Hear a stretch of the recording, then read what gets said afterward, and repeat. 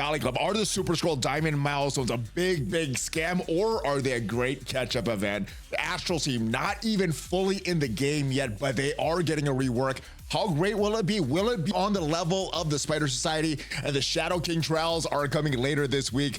How fun will this event be? Will it be very grindy, or will it be something in between? We're talking about all of these topics and more in this edition of your Marvel Strike Force Weekly News Update. This week, I am joined by my brother Dacier, and if you're ready for all of these topics and more, then brother Dacier, let them know what to do. Let's go smash it. Oh yeah, welcome back to the ValleyFlyin channel. I am ValleyFlyin. This is Dacier, and this is your Marvel Strike Force Weekly News Update. We do this every single week, keep you up to date on everything that has happened and is upcoming in Marvel Strike Force.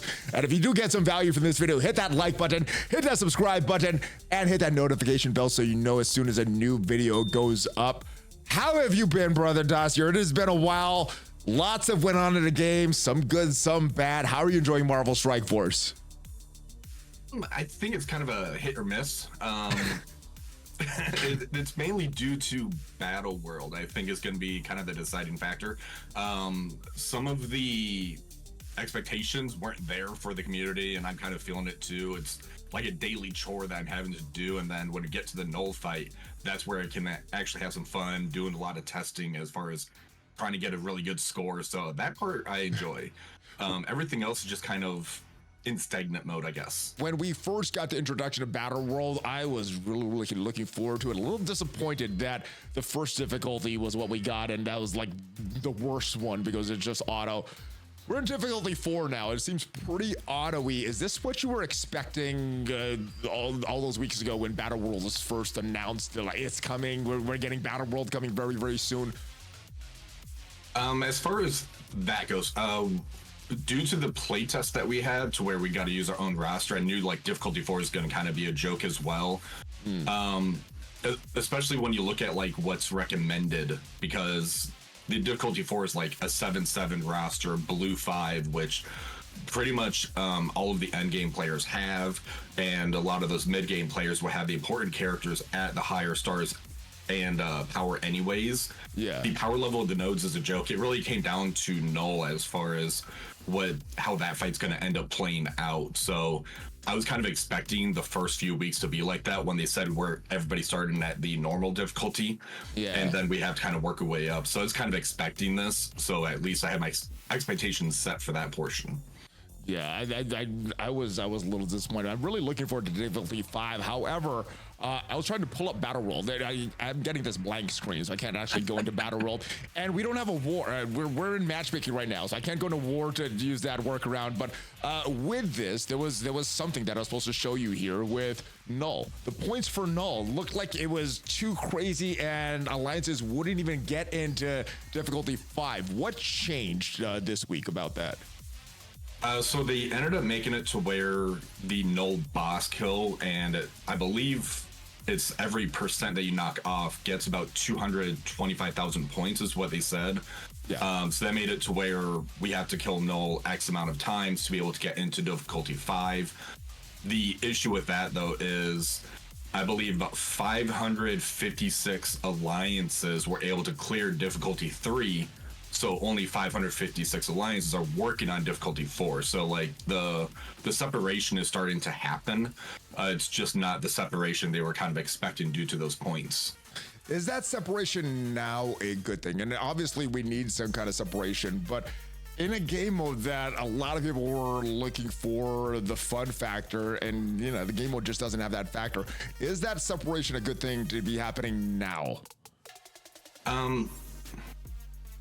Yes and no, because if we look at how the raid leaderboard is, everybody has pretty much all the teams right now except for those that still like trying to farm up, maybe like Man Thing for the Night Stalkers, because Orcus basically had their event, Night Stalkers had their event. So like even the raid leaderboard is starting to get really congested. So it's not a bad thing, it's just not the ideal way for them to do the separation, making it to where it was getting into the higher difficulties. Because to me, the separation is going to really come down to the bonus mission if people are actually able to get those spec ops to where that will give you a few points here and there. Yeah. Or make it to where it's the null kills that's going to be the separation.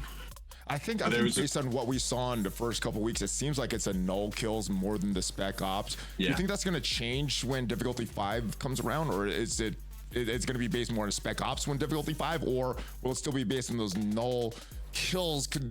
Considering, you know, it may be very hard to get some of these null kills on difficulty 5. Yeah, so I think the community is really figuring out like the teams to use, because we have like the RNG bleed team that's kind of going around right now. We need to see if that's going to end up working at the difficulty 5 level. I think it should be okay at the difficulty 4. I don't think it's gonna be as crazy numbers, but I think it's still gonna work. There's gonna be the Astral team, and then there's gonna be that third team. We need to find like a really good third team, which I have a decent one. I still want to see if I can kind of improve on that one though. All right, I know you're going to put out a video after your testing when we get to difficulty 4, so look out for the video on that. Yeah, let me know your thoughts on Battle World, guys. I'm a little disappointed, but I'm hoping that after this first strike, they're able to make some changes. They said December 1st from the real version of Battle World as far as the rewards. Hopefully they get some changes that they can implement to make it a lot more fun, because yeah, it's pretty much an auto world right now, and hopefully maybe more no battles or something like that when it's introduced. Now we got something that was pretty good in the game for some people. Other people, it is a huge point of frustration to scroll diamond heist. Now, if you don't have diamonds on scroll, if you don't have red stars, especially on scroll, this is a great thing. But if you purchase the red stars for super scroll, 21,000 to get the 5th, 6th, and 7th red star. That is a lot of dark promotion credits to spend. Did you purchase 7 red stars for Super Scroll? Oh yeah, as soon as they were available, because it's like, hey, it's Super Scroll. And now that you see this event, how silly do you feel with that now? Or do you feel like I got my value, that 21,000 down the drain, but I got a few months of Super Scroll at 7 red stars, maybe even a diamond? Was it worth it? Do you feel you got scammed, or was it just not what? Or I don't know. Did you feel you had good value from that, or you feel you got scammed out of it? So I got some use out of him, obviously. Yes. It's 21,000 dark pro credits worth of use, or less. So my dark promo stash is kind of up there. Nice. It still feels not bad, mine, honestly. Not mine. Yeah, it still feels really bad. It's like when you buy a car, then as soon as you drive it off the lot, it's like, oh, there goes all the value immediately. Yeah, so you got the max amount of value, right? You bought it right away as soon as it was launched. Yeah. You had them saved up. There were some people that just got it last week or even yesterday. It was really, really bad because as we got this announced, well, the milestones went right into the game. So there's no prep time, no lead time. And I think some of the problem, like this is a great event for some players. Yeah. We go back to December 6th, 2022. I didn't read this again to you because I wanted to get your reaction. So they say this about the red stars for Ultron, which is where this first started happening. These red stars given away for dark promo characters on Tuesday, 12/6, and that is December 6th of 2022, so almost 2 years ago. The option to purchase red stars for Ultron will be temporarily removed from the red star for several weeks. This is because in the near future, there will be an event where players can earn red stars for Ultron. The dev team wanted to mitigate any potential disappointment with an Ultron red star purchase.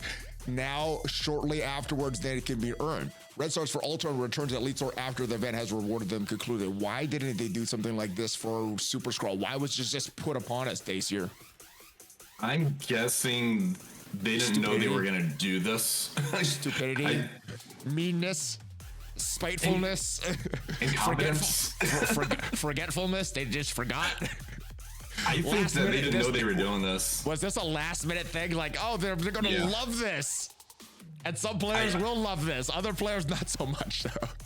Yeah, I think that's what it was. Is like, okay, so we have Apocalypse now. We have Mephisto. We have Odin. It's like, okay, let's try to give a gift out. So it's like good intentions, but they didn't think about it.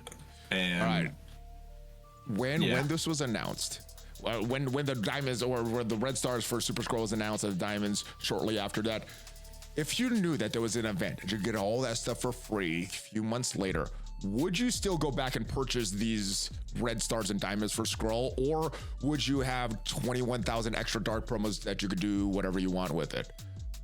It would have been the dark diamonds that I would have stopped at. So I would have. Okay. I would have gotten the 7 red. You got a lot of dark promo credits already. You got like a big stash, so maybe not that. Right. Yeah, the dark diamonds is what you would not have done. You like we're getting one for free in this milestone. You wouldn't have pushed exactly that first one.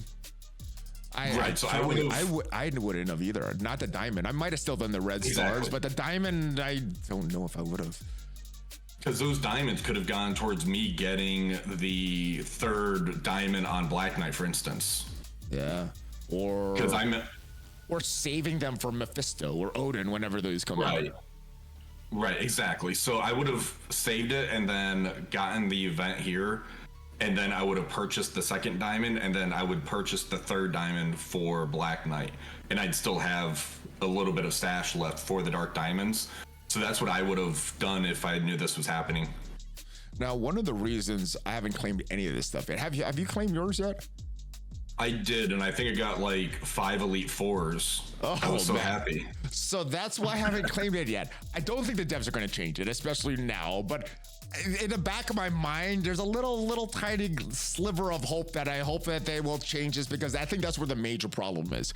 If you got duplicate red stars for a character or duplicate diamonds, and those converted to something that you actually use, you know, these dark diamond credits or dark promo credits, wouldn't feel as bad, right? You would lose out, you would lose a percent, but you get a little bit back. Now you get nothing back. You get something zero. Elite 4s are almost zero value in my opinion.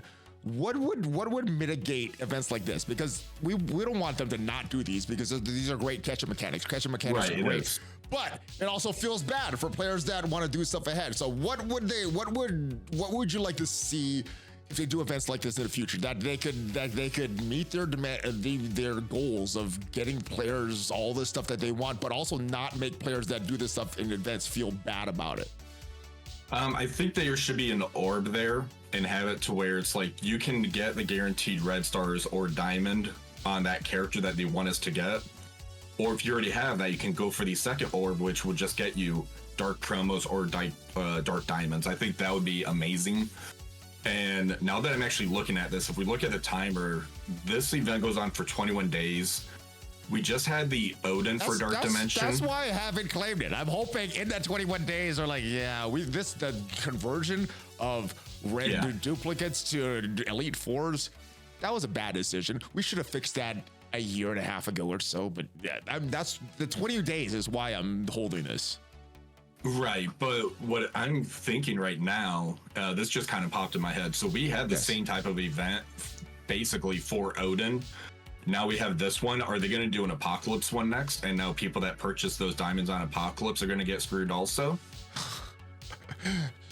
Again, it wouldn't be that bad if they made the conversion to something that would be a little more equitable, right? So give some dark diamond credits back, give some dark promo credits back instead of just getting something useless back. I think if they made that shift, even if it's a horrible conversion ratio, like 10% back, it still would feel better than getting like nothing back, right? Yeah, Elite 4s mean nothing to like these veteran players. So this is great catch up, like you said. And honestly, I didn't have a 1 diamond on SuS, so I actually got to use that upgrade. Oh, nice. Yeah, I think I have diamonds on these characters, but I may not. So some of these diamonds actually may be good, but I'm just thinking the red stars for Skrull, it was so expensive, and now it's like, all right. But yeah, I hope they do these again. I hope they just kind of restructure like the back end of the duplicates, how that's handled, and I think the feel bad would be eliminated. You know, that was something that they should have done a while ago. I think based off like when the data mines came though, those data mines came like the day before this came out, so I think they were just really trying to rush this type of event out, like as far as like a little gift for the community, and so I think it was good intentions, just poorly done is what I think really happened. Give us some lead time next time, Scopely. It'll feel a lot better for everybody. Everybody that gets a free gift will be happy, and everybody that already had the gift that you're giving out won't feel as bad about it. But yeah, it's a good thing that they did this. They should have communicated a little more, restructured a few things a little better. But yeah, I don't want to get on it too much, because this I think the intent of this was good. All right. The intent of this was really bad, though. This battle pass for Captain Britain. All right, we were trying to guess how many shards of Captain Britain would free-to-play players get. 20, 30, 40 shards, 50 shards? Are they going to be really generous? No. It is 20 shards of Captain Britain. When you saw this, what were your thoughts? It was so much of a feel bad. I was so happy for the community to be able to like get Captain Britain, because he is such a really good character. Yeah. And the fact even outside of Crucible, he's really good. Yeah, he's amazing in Alliance War. He's going to be really good in like the Kiln Tower and Sword Satellite when those come back around. That team's really important. And 20 shards is all they gave, plus the previous events made it feel even worse. Well, it's a current event, right? It's going on. Let's see how many I get. I think I've gotten the pull like 3 times. Yeah, I don't get it again. And this is. How many times have you pulled Captain Britain in this event? So mine's already at the 1 diamond, which is the other portion of the thing that feels so bad. So like we had the candy store, and then we had this, and now it's another 20 shards. And wasn't there supposed to be like a promo code or something too that was supposed to come with this? I mentioned that in the blog post. It's not over yet, so hopefully that's still something to come. And the timer that's for that event is like 15 minutes per 1 energy. Oh yeah. Instead of the normal like 5 minutes per energy, I think it's 12 versus the normal 5 or something. It's more than double. Yeah, it's something crazy. And the other portion that's really feeling bad is, how are these people going to be getting the red stars for him? Buying them dark promo credits, and then later there'll be an event that will get only Elite Fours back from that. Is he available in the Elite store already? I didn't think he was. Yeah, he is. I actually have him. I actually have him there right now. I was thinking maybe I should purchase this, or maybe I should hold my dark promo credits, because maybe there's going to be an event. But yeah, he is available there. Okay. You don't see him because you got like a fully upgraded Captain Britain, but yeah, he is in there. Yeah. So.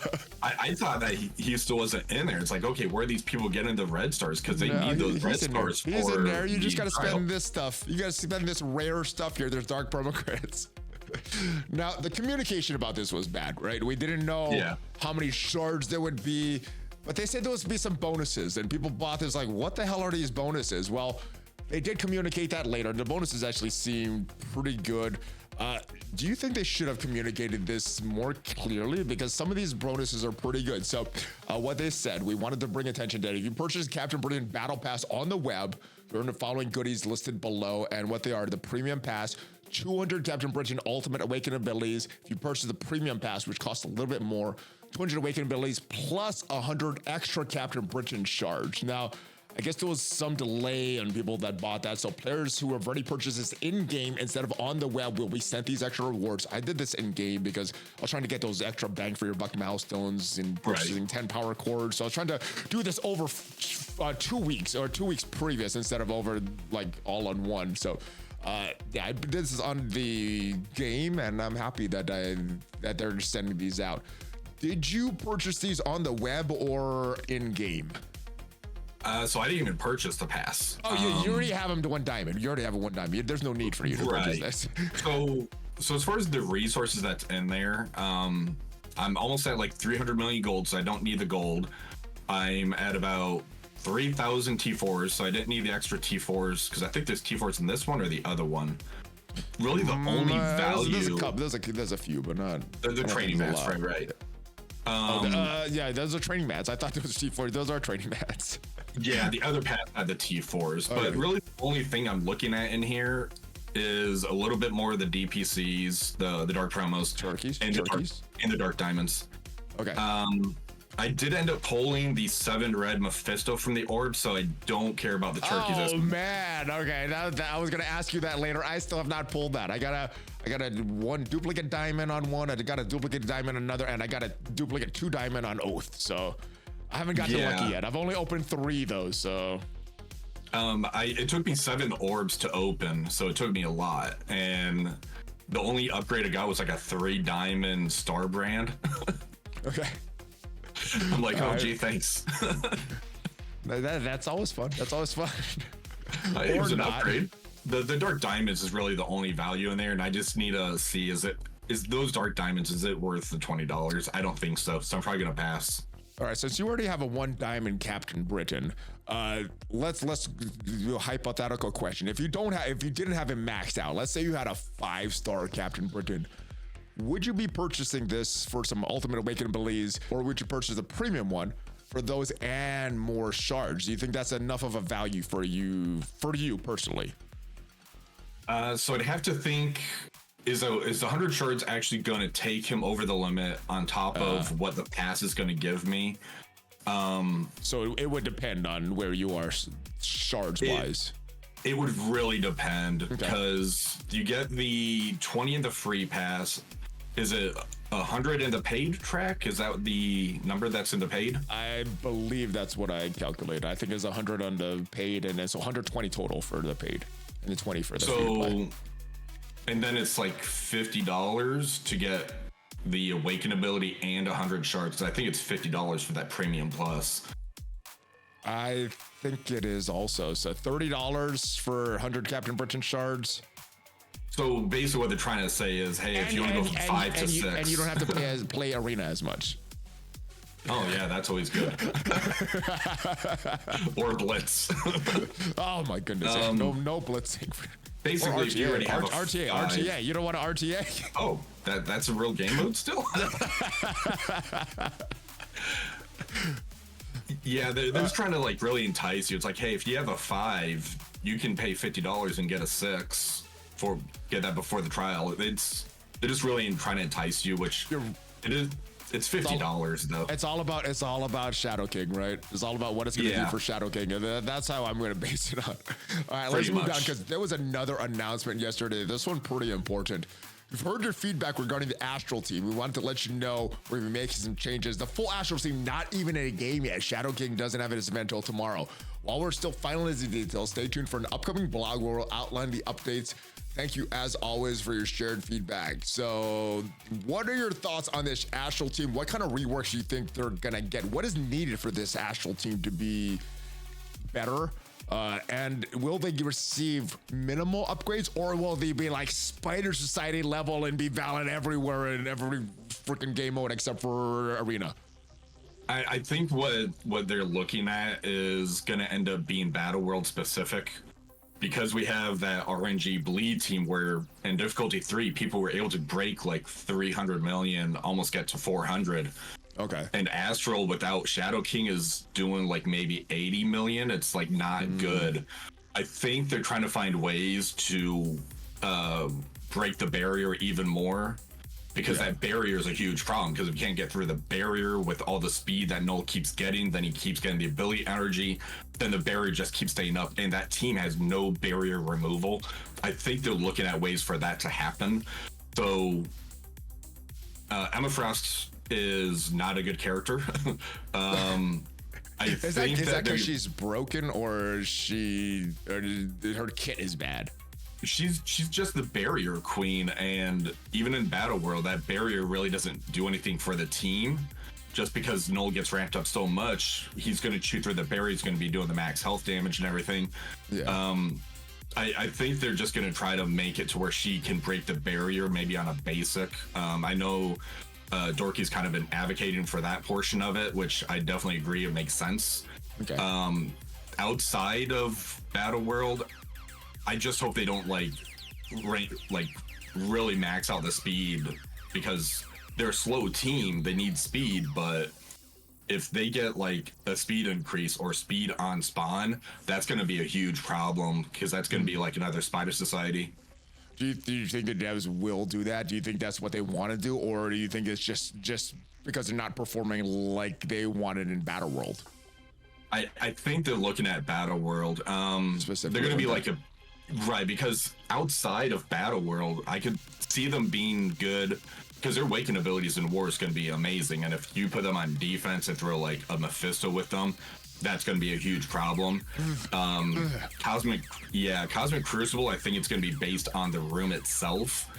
As far as like how they're going to perform, I think they're going to be like a Infinity Watch, where it's just a huge efficiency sink, but you can get through it, but you're going to pay the price. Yeah, I think that's how that team's going to be. So I think they're looking at Battle World, just because people had the hopes and expectation that, hey, this team's going to be really good against Null, and they're terrible.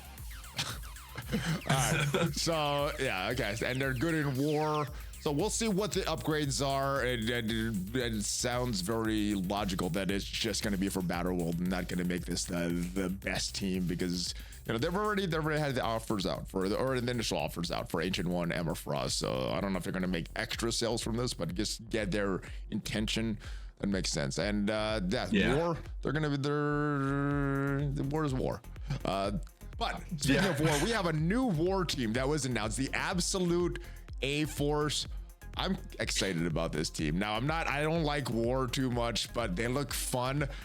I want to use them in practice mode. Now, what were your thoughts on this Absolute A-Force team that was announced? Another A-Force team, and they specifically mentioned here they'll be capable of shutting down any team not employing the services of Odin or Mephisto. So looks like to be probably the top 5 of the meta is what I'm predicting. What are your predictions for this team and their usage? I think they're gonna be a absolute problem.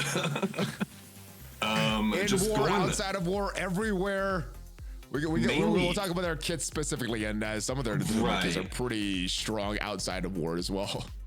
Right. So inside of War, they're gonna be like top dog above some of the hybrid teams. This will be the top preset team that we're gonna have. I think they're gonna end up being on defense mainly because of one character, which we're gonna get to. War defense team. That's so exciting. Scopely, you make this game so exciting, guys. Isn't it? So even though they don't have War defense callouts, their kits have War in them, and the good thing is because of how the kits function, like Kahhori has like when there's 4 or more, or when there's 4 Absolute A-Force allies, then like additional things happen with the kit. I think Medusa has 3, and I think Ms. Marvel Classic has 3 also. Okay. Right. So like that one's huge in War. If this character has 4 more Absolute A-Force allies, cannot fill speed bar for themselves. That's basically going to shut down like Super Scroll Apocalypse if he ends up getting like an exposed on them. So that's super powerful. I think Medusa has a 3 or more, and I think Ms. Marvel Classic also has like a set number. So that's good because they're trying to make it to where you don't really put like Odin or Mephisto with them on defense. Yeah. But the big thing is Ms. Marvel Classic is going to make it to where this is going to be a brick wall.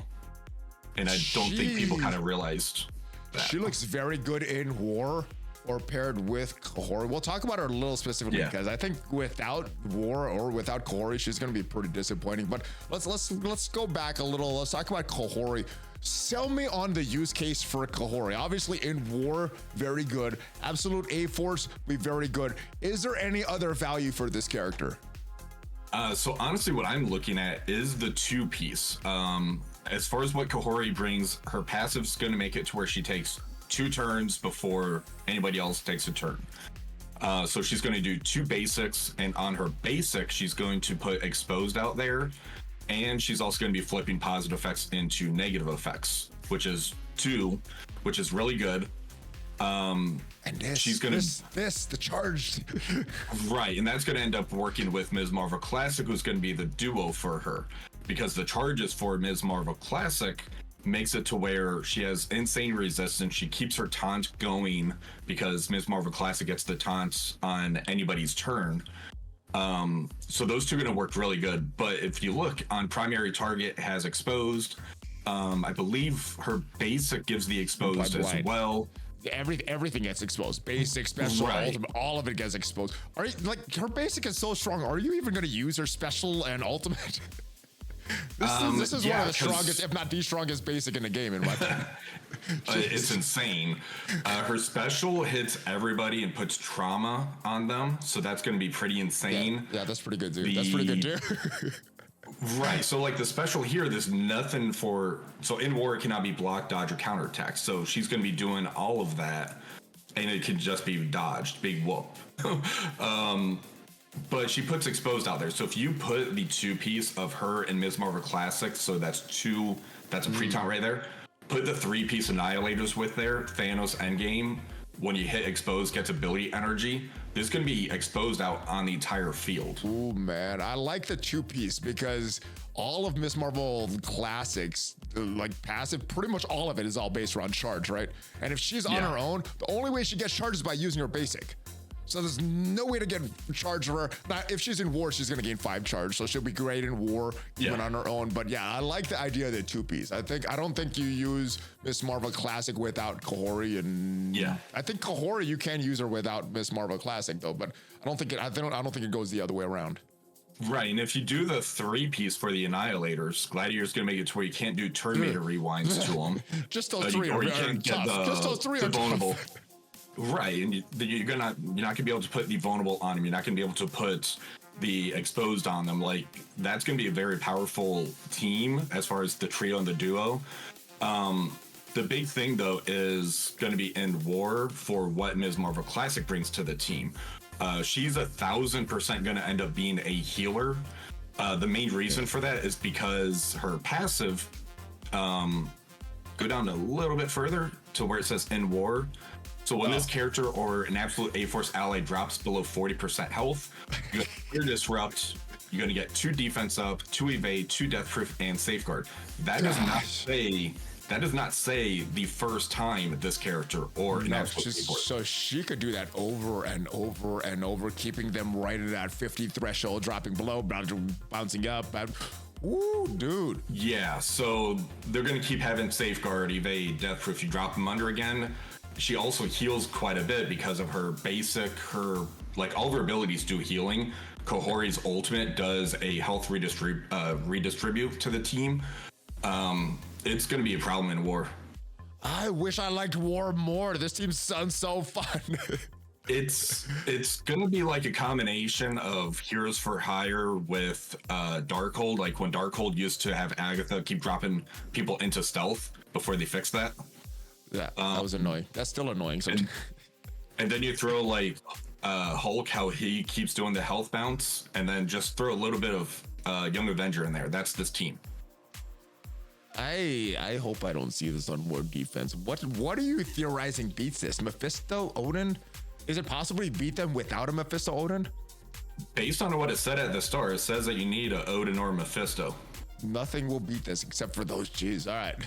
That we're going to keep stacking it, and hopefully those exhaust mechanics start stacking in. Just exhaust them to death. That's how you beat them. Exhaust them to death. So you got one room taken care of, but the rest of the absolute A4 is going to be horrible. Or an absolute A4, or just a 2-piece and Annihilator or something.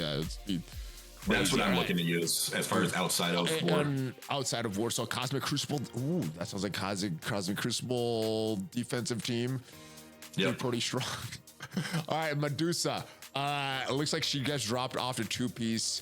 Is she gonna get any value outside of war, outside of absolute A4? So it looks like Kahhori, Miss Marvel Classic. Looks like a strong pairing. Is there a use for the 3-piece? Not that I see. She's like a beat stick, and she does have an interesting line on her passive. It stops the evade and death proof on spawn. That's a good one. That's a good one. The rest of it is all war, though. That's pretty much all she does outside of war. Stops evades and death proof. Yeah.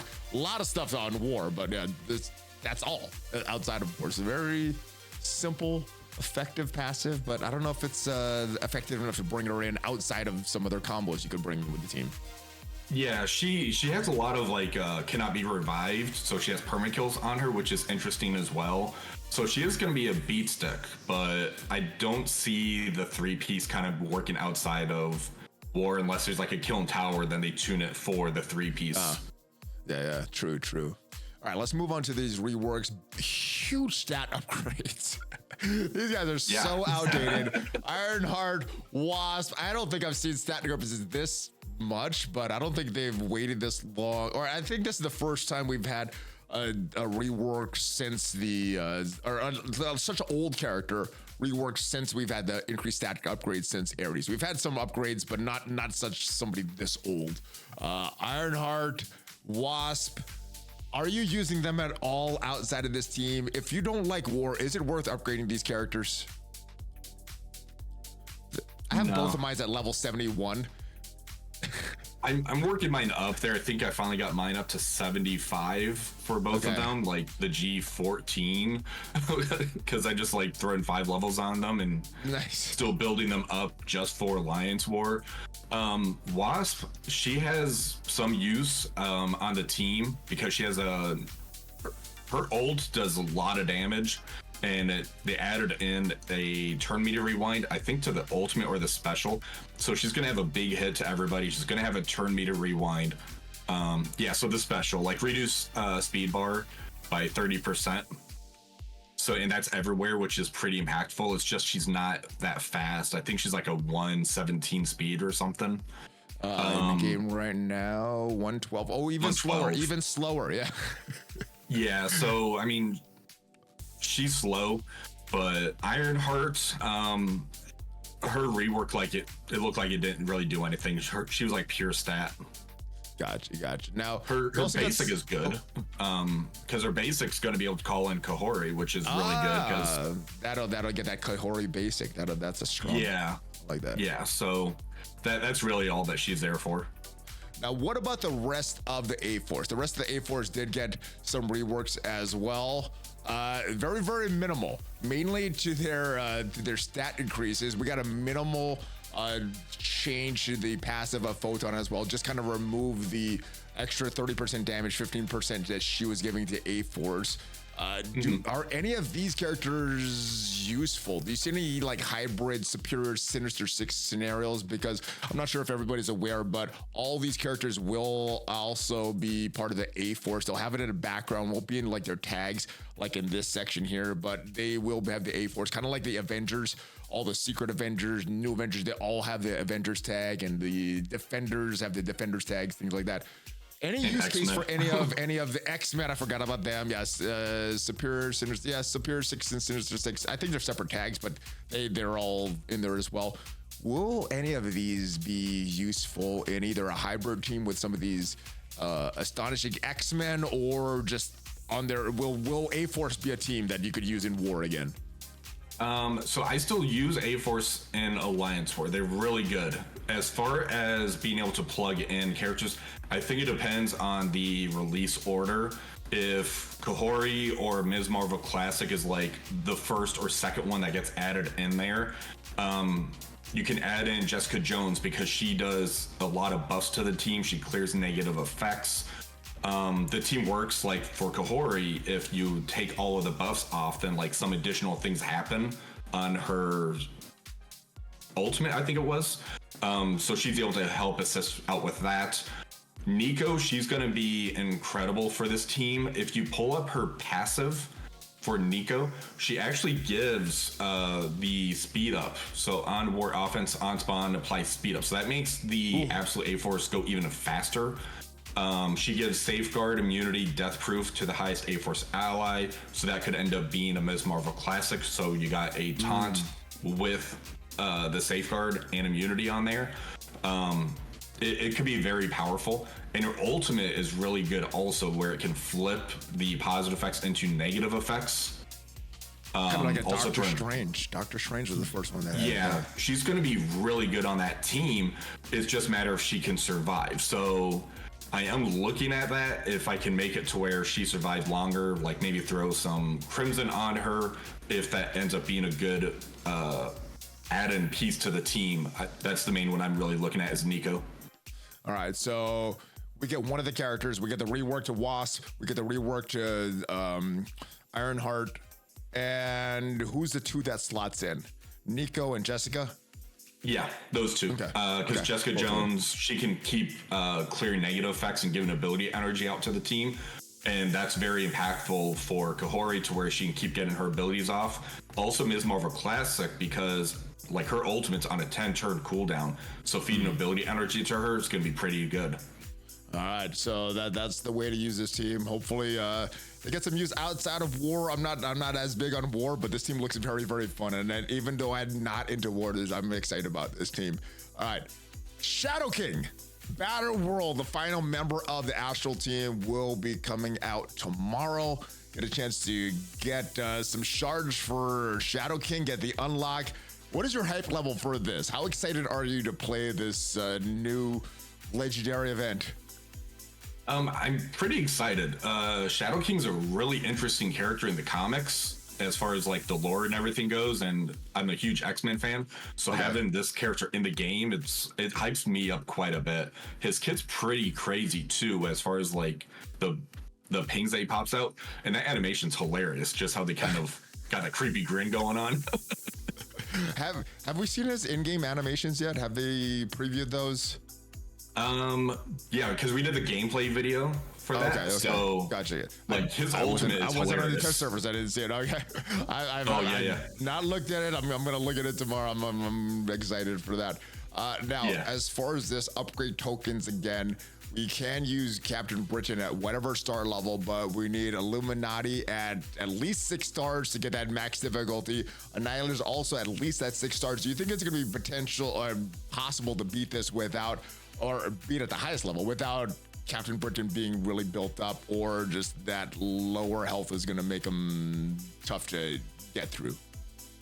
I think a 3 is going to be kind of a stretch. I think minimum you'd want maybe a 5 on him.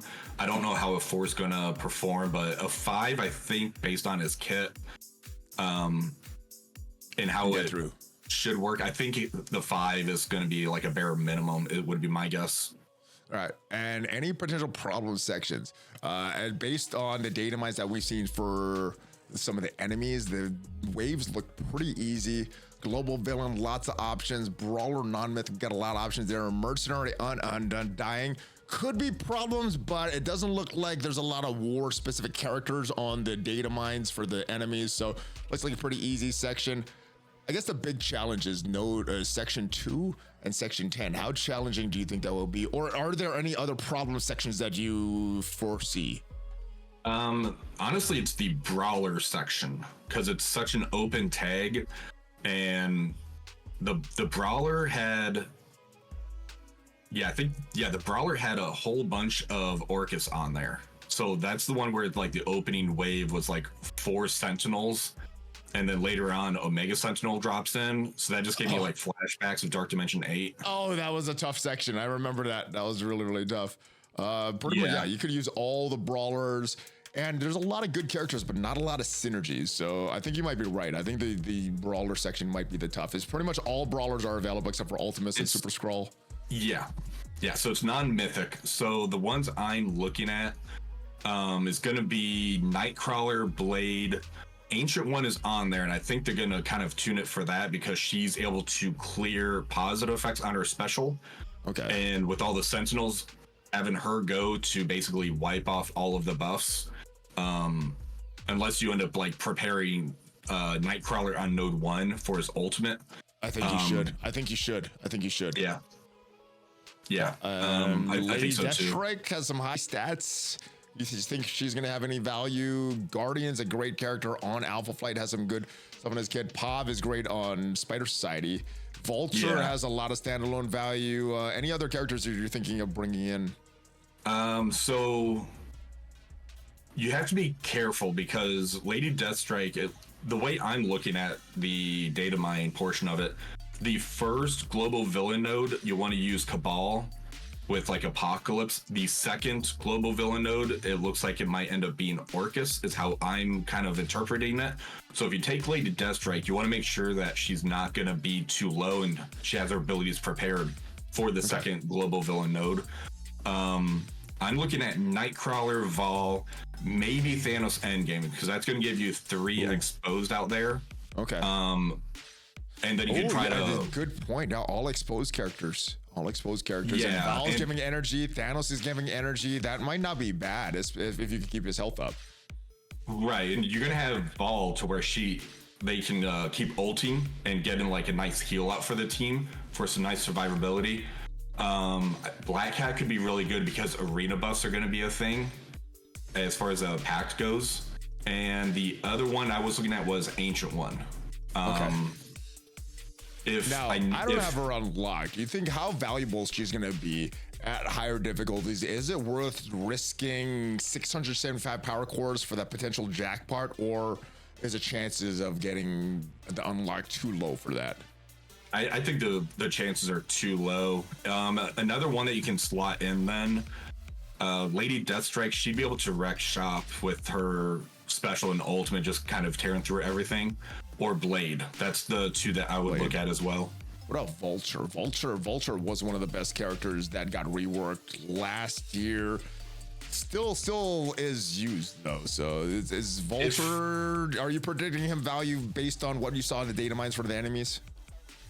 Not really. If there was another Sinister Six member to where you can take advantage of the passive, because him and Kraven together, then throw like another Sinister Six, which there isn't another brawler on there. Because then you could have gotten like the safeguard. They did that on purpose. Yeah, they did. Because Kraven would have been able to get the safeguard, Vulture with the drain and everything. So that would have been really cool, though. Well, I'm looking forward to it. I think that will be a problem section just because of non-synergy there. But I think some of the other ones, especially the Merc Undying, you got Old Man Logan there. I think he's going to clear the whole thing. So it doesn't really matter who you bring in. Yeah. I think Mercs can do both of those sections. The second section for the Mercs, though, it does have like a Nova on there with the war buffs. So that's something you kind of have to be prepared about. I think that one's going to be more the Undying. Was that in the data mines, the war buffs for Nova? Okay, I didn't notice those. No, I thought there was a Pact for War and Arena. No. Last I saw, there was no pack for War. There was a pack for Cosmic Crucible. That makes it even better. And there was a pack for Arena, Crucible, and Arena. Nothing for War, which is why I was like, oh, we got two War teams, Undying, Mercs for money, depending on the enemies. So if they had a bunch of Gores or something that would like counter that would be very, very tough. But I didn't see those kind of enemies, so I don't know if we need the war buffs. It actually might be making the enemy stronger if we had the war buffs on there. Yeah. All right, so add these packs. Obviously, you want the arena abilities. You got arena characters. You want Crucible abilities. You want Crucible characters in there. Are you just gonna max these out, or are they ones that you think they're actually gonna hinder you enough that you're like, maybe I'm not gonna equip these? Like these experimental serums, if you're going to have max difficulty, you want them on there. If you're just trying to beat that difficulty, you probably want to take them off. You're just gonna go for all of them straight off the bat.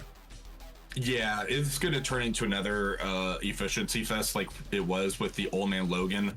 The health would be the first ones or the last ones I turn on. If I were not to do that, like the Crucible one, the Arena one, those are going to really help us out because of Cabal and being piecing like the Annihilators. Mutant Villain, that's going to help out Namor on the Cabal portion and Apocalypse for the Global Villain.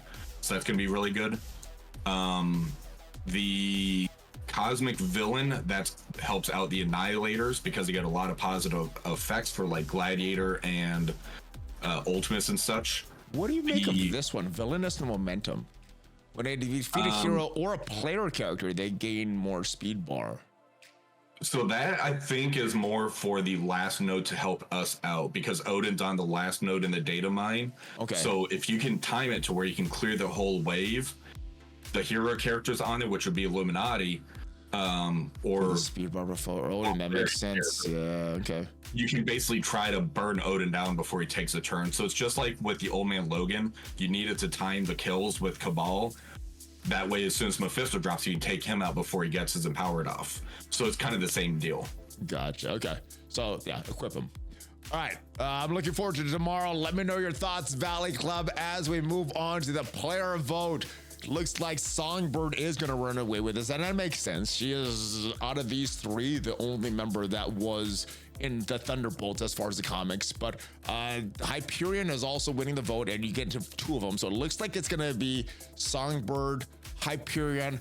I wanted Lady Bullseye. I thought the character model looked cool. I have no idea about this character before that, but I thought I liked the character model. So I was voting for this character. Is there any chance that she is going to come back from the 17%? She has a huge deficit right now. Will she overtake Songbird or Hyperion, or is this pretty much set after day 1? Songbird and Hyperion are going to be the new Thunderbolts. I think it's kind of set. Like jumping up 20% and overtaking Hyperion, I don't see that happening.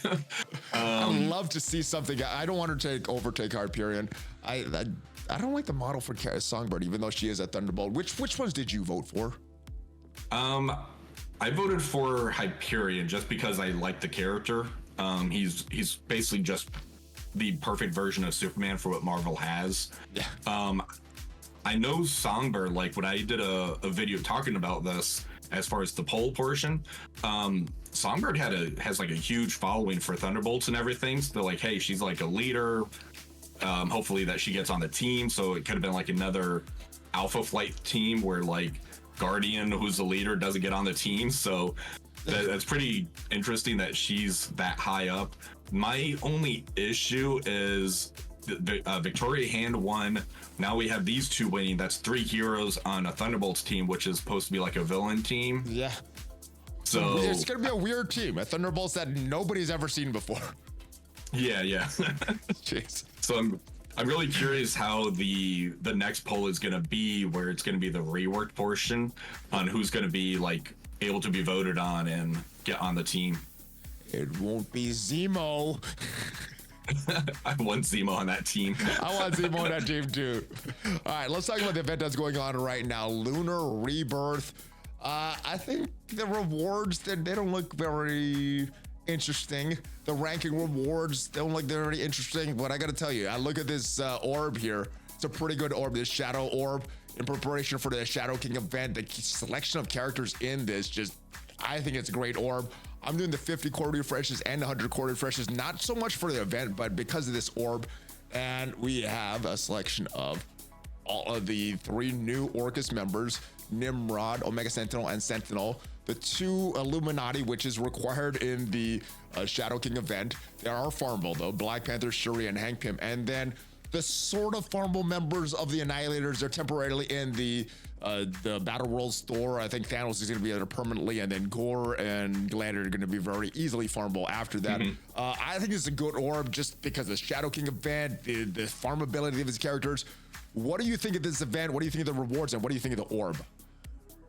I really like the event. I really like the orb. One of the nice things about the orb is like the side thing. So like you get dark promo credits on the one side, and the other side you have a chance for the dark diamonds. Oh, I thought these were Elite 4 credits on the side. I didn't think there were dark promos on the side. The dark promo. Okay, so I thought this one had the diamonds also. Sorry, that was a bad joke. Anyway. Nah, it's a good one. But you didn't get it, so it's not a good one. I didn't. Maybe it was a good one, but delivered bad or so. I guess. Anyway. But yeah, this is a fantastic orb. I really like this orb also. And what are you doing personally with your refreshes, the campaign energy? Are you doing your refreshes for 50s? Are you doing 100 more than that, less than that? What are you doing? And is it based on the orb or the event? It's based on the kind of both. More the orb though. I'm just doing the 50s. The main reason is because I'm doing all the 50s in the turkey shop, so I can try to get that awakened ability. Yeah, I'm doing the turkey shop as well. We'll talk about that because we got a new awakened ability there this week. What are your thoughts on these alliance events? I've asked a few people about it. Doesn't seem as good. Obviously, you can't get all the milestones like we had when we had the Night Stalkers event. We had the Orcus event. We were able to get very, very generous rewards. What are your thoughts on these alliance events that keep repeating and based on spec ops missions, which is kind of the inefficient way to play Battleworld, right? You probably want to do all your normal missions and then extras characters you want to place on the spec ops. But with these milestones, if you want to complete these, you got to go Spec Ops first and then go kind of reverse order. Yeah. What are your thoughts on these milestones being structured how they are? The milestone like rewards itself, I guess, is fine. It's just the Spec Ops portion is the thing I have an issue with. What could you do to fix how you're scoring for this event? Instead of having it to where it's complete the Spec Ops, just send characters out on Spec Ops would be the obvious thing. That way, even if you don't get the 30 out of 30 on that one like node for the Spec Op, we can still get points towards the milestone event. I like that better. That's so much easier, and you can get bonus points if you complete it, like they did with bonus points for nodes with the previous milestones. That would be great. Do you think that this is on purpose, though? Do you think the intention is not to give us as much rewards, or do you think it's more to entice people to spend to get these rewards? I think it's more incompetence. Like, they didn't know how far people can get on the other one. They don't know how far people can get on this one. So I think it's kind of a combination.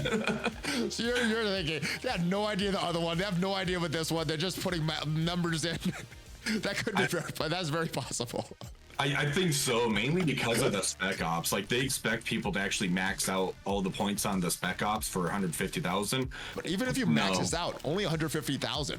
There's no bonus points anywhere else. I guess if you're like spending astral energy, at least this one you get to spend astral energy, right? The previous one, it was just based on the Spec Ops and then your orbs that you get, and it was that was a limited supply. That's what they give you. So yeah, and honestly, I didn't even notice that the spend astral energy was part of this one.